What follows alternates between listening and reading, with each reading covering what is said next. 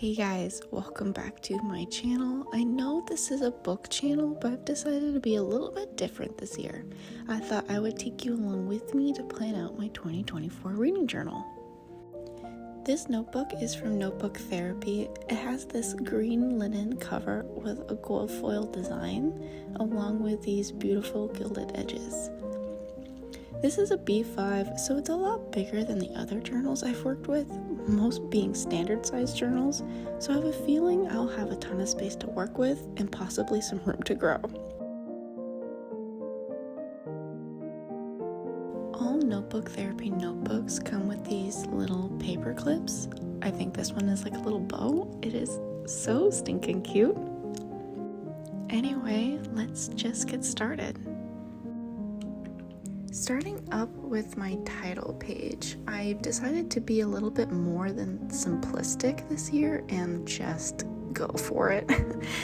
I'd say that my style for journaling is more scrapbooky.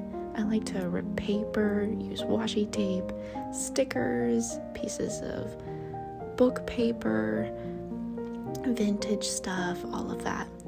All of the stationery I have is either from Amazon or Hobby Lobby, so I can't really link anything.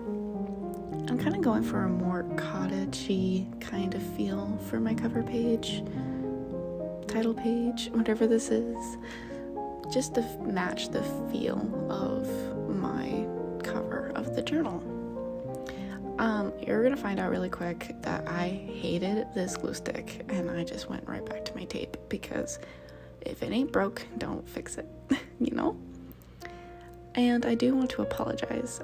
I'm really bad at filming these apparently, and I don't show the cover or the bottom bits of my journal very well, so things are gonna be moving around and I do apologize, but you will get a finished look of everything.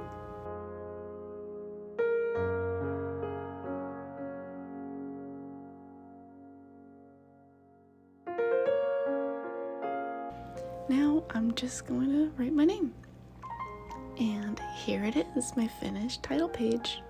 Oh, I love it.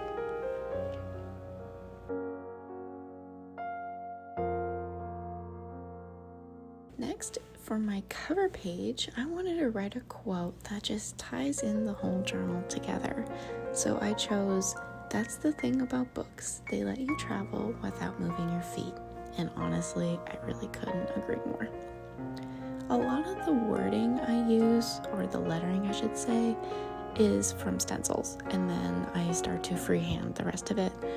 And to be 100% honest with you, I'm not a fan of the color choice I picked or my handwriting in this, but all in all, I think this kind of turned out quite well. As I'm kind of going for more of a simplistic look, I did little amounts of washi tape, changing it up as I go, seeing how I like it, and then adding some stickers. I actually find that the planning stickers you can get at like Michael's, Hobby Lobby, Joann's are probably one of my favorites. And then there's also sticker packs you can find there too. But I always am skimming through trying to find what works best for all of my spreads. This right here is actually a piece of scrapbooking paper and some stickers I got off of Amazon and this frame. And then lastly, I just put the year I started my journal.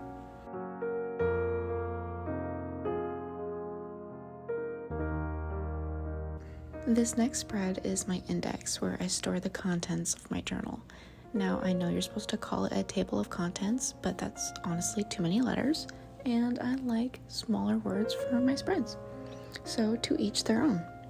I've always loved watching journaling videos from Muchi Bujo or the Plant-Based Bride, and I loved how they highlight their lines to write on, and I 100% underestimated the pigmentation of this pen, but that's okay because I absolutely love how this turned out. I opted to use a shade of green for the rest of this spread. I was testing out different shades first before I 100% solidified my decision. I used my stencils to create my little index, and then I started going to town with the washi tape. I am kind of a layering fanatic, I needed to look precise, but not too cluttered, if that makes sense. I want all the pieces to fit right into their little perfect places. I'm kind of a huge fan of the lettering and the green and the yellow. It looks more cottagey, which matches the journal perfectly, if I do say so myself.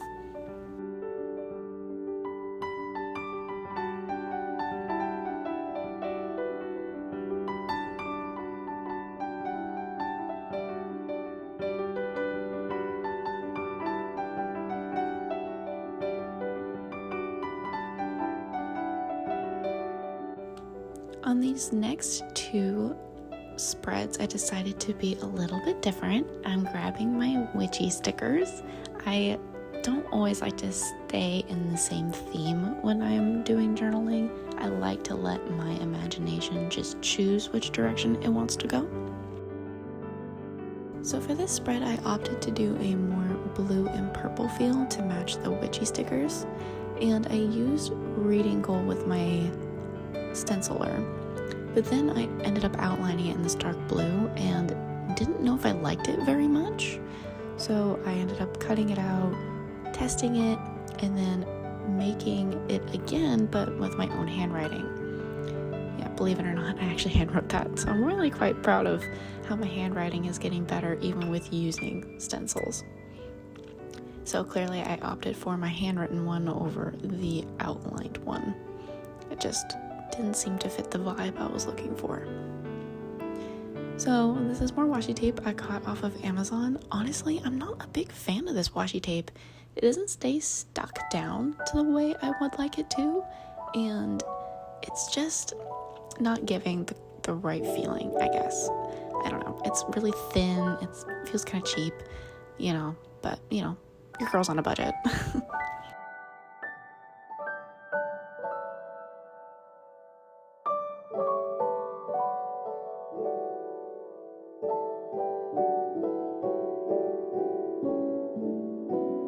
After I'm done layering, I usually now start to erase what I pre-planned so I can kind of get more of an idea of what I'm actually doing with my art.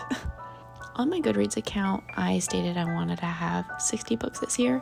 I definitely made more than 60 little squares, and that's okay because now I can have more if I end up beating my goal.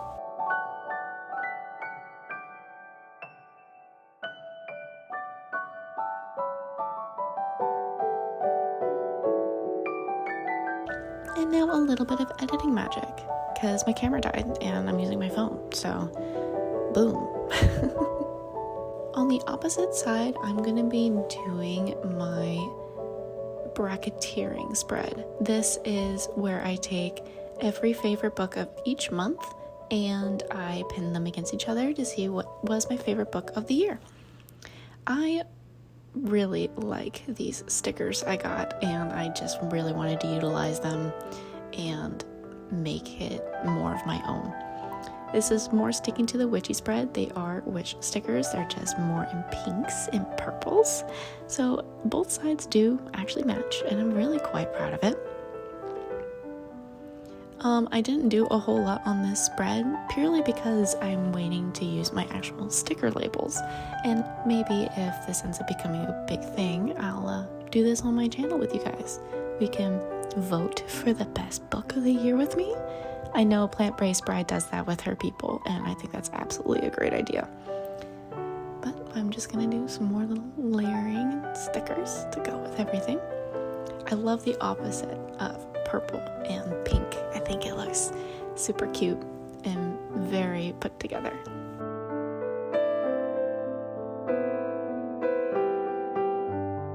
Now for my reading tracker. Clearly I want to use my reading stickers I got. So let me just pick some out and get started here. I wanted to go for a more beige and pink look for this spread, using a whole bunch of cute little cat stickers that I found in my collage there, if you will, my pile of stickers.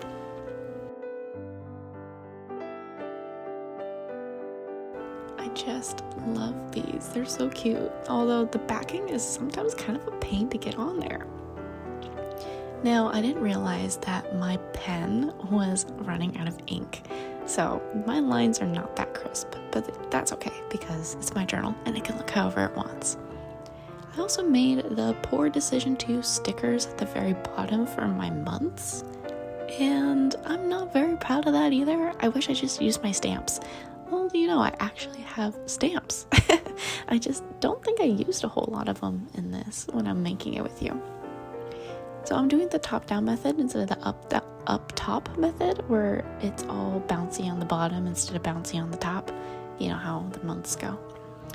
And I'm doing 6 months on one side and the last 6 months on the other. I'm really bad at keeping a reading tracker, but I do use Notion, and I also use my Notes app. So that helps me a ton when I'm reading. I can just go back and fill it in, because let's be realistic. None of us really open up our journals every day. It's just nice to actually look back and see what we did throughout our year of reading. See what I mean? These stickers are just kind of ugly. I wish I used my stamps, but you know what? It's okay. It turned out looking quite cute in the end.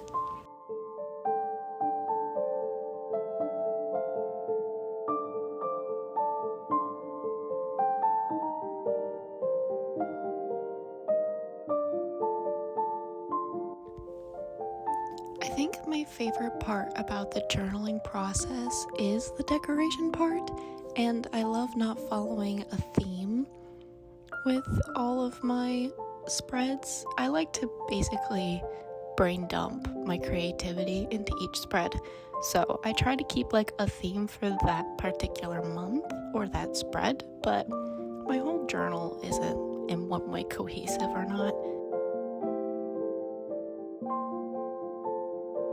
Looks like we're still decorating the same spread. My goodness, I guess I put a lot of time and thought into this one, even for something that I only update at least once a month. As I said before, I use my Notion and my Notes app and my Goodreads to track how long I've actually been reading, and then I give myself a little note saying, hey, you didn't read on this day, and then I just don't color that in when it comes to updating my reading journal. Now we're going to get to the hand lettering part, and the part where I wish I didn't cut off the little excess off of the tip. So I'm going to hand letter this in pink, and then I'm going to cut it out and tape it into my journal. Maybe you guys can tell me what your guys' reading goals are this year and what books you guys are excited about. Right now, as I'm doing this voiceover, I actually added another spread of my 24 books I want to read in 2024, because I was toying with the idea of actually wanting to do that spread or not, and realized that I definitely did. So if you guys have any books that you're looking forward to reading in this year of 2024, why don't you guys let me know? Maybe we have the same ones. So now we're going to be doing my series tracker. I had a lot of fun making this spread, but it was probably one of the hardest to plan. I saw so many really pretty ideas on how to do a series tracker with little bubbles and pretty handwriting, but my actual handwriting is not very pretty, so it was hard to get all the series I want to read and the series I'm currently reading onto these two spreads, and I really didn't want to use any more pages. So I think this layout is probably the best for both worlds. I actually hand lettered the series tracker. I'm very proud of myself. That's probably one of the prettiest hand lettering I've done. And I just took some inspiration from like dark academia and botanicals. So there's going to be a lot of butterflies, ripped paper, dark flowers. And then at the bottom, I made this little chart. So you write your name of the series in the left, and then you make these tiny little squares, and then you color it in when you finish that book. So you can put, I don't know, up to 20 something books, maybe even more, depending on how big you make your little table, and then you can just color it in every time you finish reading. I left a ton of room for myself because I didn't know how many books I'm going to read this year, and I'm kind of notorious right now to start series and not finish them. When I was younger, that was blasphemy. You had to finish reading. I'm still of the opinion I won't really read a whole series until the last of the books are about to come out so I can binge them. But since I started getting back into reading, I slowly am approaching that mindset again. I was a heavy reader as a kid, and I wish that I was now that heavy of a reader anyway. I feel like being an adult, it makes it kind of hard to dedicate so much time during the work week to read. For my last spread that I will be doing with you guys in this video is my reading challenge. So last year I did this exact challenge. It is my A to Z challenge, where you pick a book and the title must start with that letter, except for X. I find that X is a very hard letter to come by when you're trying to find a book title, so I gave myself the small little leeway of I can have an X in the title somewhere. This right here shows how many books I can actually read in the alphabet, and I think this is a really fun challenge. I used my stamps to put on little colored sticky notes and then labeled every single square within the alphabet. I realized I probably should have gone like horizontal instead of by page because it looks kind of funky, but my brain wanted Z to be the end on the other page, so that is just what I came out with, and it's my journal, so I think it looks different and I like it, and I think you could do any layout that you really kind of want.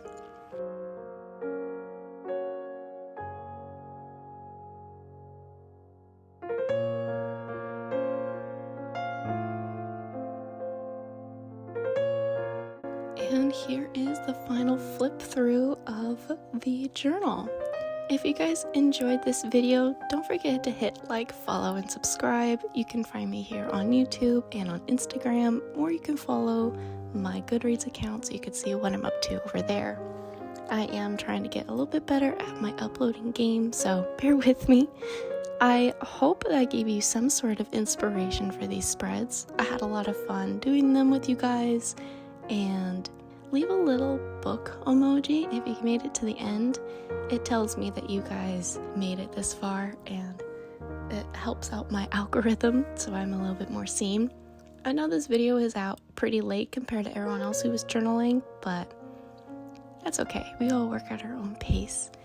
Don't think January is the time to start a journal of any kind at any month. It is okay to start your journal, and you don't need to hold yourself too accountable because it's not as perfect as anyone else's. You are you, and you are special. I hope you guys are having a good day, and I will see you guys soon. Bye!